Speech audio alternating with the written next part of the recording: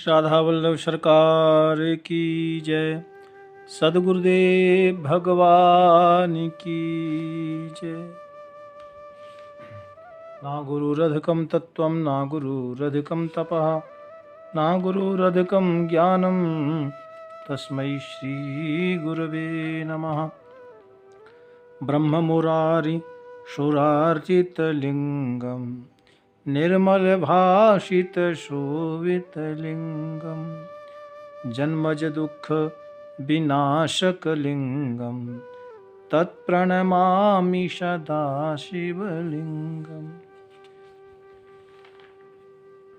प्यारे प्रभु प्रेमियों, आप सभी श्रावण मास में द्वादश ज्योतिर्लिंग की कथा श्रवण कर रहे हैं। प्यारे भक्तों, कल द्वितीय ज्योतिर्लिंग की कथा आप सबने श्रवण की, श्री मल्लिकार्जुन। भक्तों, आज तृतीय ज्योतिर्लिंग की चर्चा करते हैं। तृतीय ज्योतिर्लिंग श्री महाकाल है। भक्तों, ये श्री महाकाल जो ज्योतिर्लिंग हैं, कालों के काल महाकाल, और आप श्री की श्रावण मास में, अधिक मास में पावन कथा श्रवण करने जा रहे हैं। भक्तों, महाकाल के लिए कहा जाता है अकाल मृत्यु जो मरे, जो काम करे चांडाल का, और काल उनका क्या करे, जो भक्त है महाकाल का। उज्जैन्याम महाकाल, उज्जैन नगरी में महाकाल बसते हैं। भक्तों, ये कालों के भी काल है। काल कहते हैं समय को। किसी जमाने में समय यहीं से निर्धारित था, चलता था। काल यानी समय, और काल के अंत तक शिव जी यहाँ वास करेंगे, इसलिए भी महाकाल है।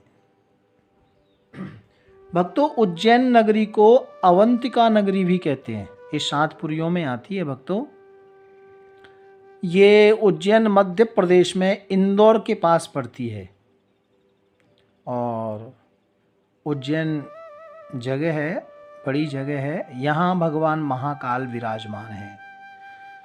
स्वयं कालों के काल भगवान महाकाल। भक्तों, यहाँ जो महाकाल है ना, आपको जानकर आश्चर्य होगा, यहाँ रोज नित्य प्रति ताजे मुर्दे की भस्म से सुबह भस्म आरती होती है। यानी ताजे मुर्दे की भस्म लेकर कपड़े में भर के उसकी भस्म आरती होती है।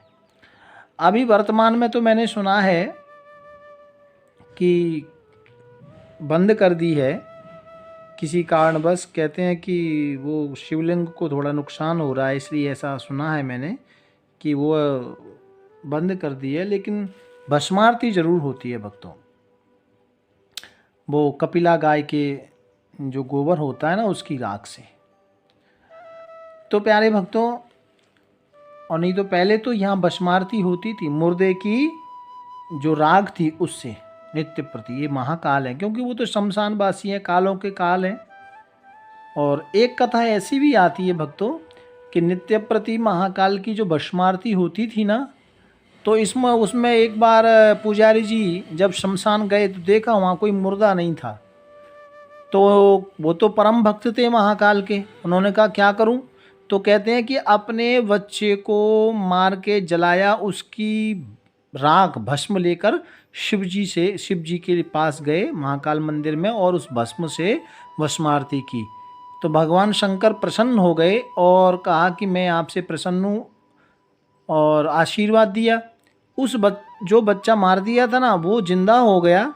वापिस भगवान भोलेनाथ महाकाल ने कहा कि अब आज के बाद कपिला गाय की जो गोबर है उसकी भस्म से भी आरती करोगे तो मुझे स्वीकार है। ऐसा भी एक कई संतों का मत है। तो प्यारे भक्तों, वहाँ भस्म आरती का बड़ा महत्व है। हजारों लाखों लोग जाते हैं। मुझे भी वहाँ 2-4 बार जाने का अवसर प्राप्त हुआ है। वाकई महाकाल में बहुत ही पावर है भक्तों। तो ये तृतीय ज्योतिर्लिंग श्री महाकाल भगवान जो हैं, भगवान पार्वतीनाथ भोलेनाथ, वो वहाँ विराजते हैं। और प्यारे भक्तों, वहाँ एक और कथा मिलती है, जो कुंभ मेला लगता है ना 4 जगह, उसमें से एक कुंभ मेला उज्जैन में भी लगता है। उसका भी बड़ा महत्व है भक्तों। वहाँ अमृत गिरा था और वहाँ कुंभ का मेला लगता है, यानी वेश बदल बदल के संत ऋषि मुनि देवता गण आते हैं कम से कम 12 वर्ष में। तो प्यारे भक्तों, अभी पौराणिक कथा हम लोग श्रवण करते हैं। एक वेद पाठी ब्राह्मण थे, उनका नाम था वेद प्रिय। उनके 4 पुत्र भी थे, देवप्रिय, मेधाप्रिय, सुकृत और धर्मबाहु। ये चारों बड़े विद्वान थे भक्तों, वेद पाठी थे और पिताश्री के पद चिन्हों पर चलने वाले थे। भगवान शिव जी की आराधना करते थे। भगवान शिव को मनाने के लिए पार्थिव शिवलिंग की पूजा करते थे और श्रावण मास में बहुत पूजा करते थे, बहुत अभिषेक करते थे भक्तों। लेकिन कुछ लोगों को अच्छा नहीं लगता था, क्योंकि ऐसा नहीं, पहले अभी भी ऐसा है और पहले भी ऐसा था, और किसी को अच्छा नहीं लगता था उनकी पूजा पाठ, भगवान शंकर की आराधना करते थे। तो उस समय भी कुछ लोग ऐसे थे जिनको अच्छा नहीं लगता था। प्यारे भक्तों, तो वहाँ एक दूषण नाम का राक्षस था। दूषण नाम का राक्षस, वो दैत्य था। उसको जब पता लगा कि ब्राह्मण लोग धर्म का प्रचार कर रहे हैं, अच्छा कार्य कर रहे हैं, शिव जी की पूजा कर रहे हैं, अभिषेक कर रहे हैं, तो जो भगवान के प्रति जो भी कोई अच्छा कार्य करता ना, तो वो दूषण नाम के राक्षस को अच्छा नहीं लगता और वो कहता कि पूजा मत करो, पूजा करनी है तो मेरी करो। उसको अहंकार था भक्तों, क्योंकि उसने तपस्या की, ब्रह्मा जी से वरदान भी लिया था, तो उसको अहंकार हो गया था। और अहंकार से वो कहता कि मुझसे बड़ा कौन है, कहाँ जो कुछ करना है पूजा पाठ वो मेरी करो। और वो सबके लिए बुरा कहता था पूजा पाठ मत करो।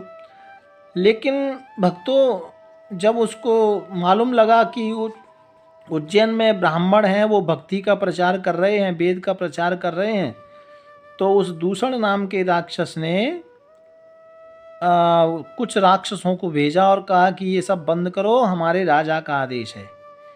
लेकिन वो ब्राह्मण जो थे ना भक्तों, वो डरे नहीं। तो फिर उसने सेना के सहित उज्जैन को चारों ओर से घेर लिया और जो उज्जैन अवंतिका नगरी के जो वासी थे उनको दंडित करने लगा, मारने लगा। प्रजा चिल्लाने लगी, चीखने लगी भक्तों। और वो ब्राह्मणों को भी चारों ओर से घेर लिया। लेकिन ब्राह्मण जो थे ना, वो पार्थिव शिवलिंग का मतलब मिट्टी के शिवलिंग बना करके उनकी पूजा कर रहे थे। प्यारे भक्तों, क्योंकि शिव जी के प्रति उनका बड़ा दृढ़ विश्वास था। भक्तों, पार्थिव शिवलिंग का बड़ा महत्व है।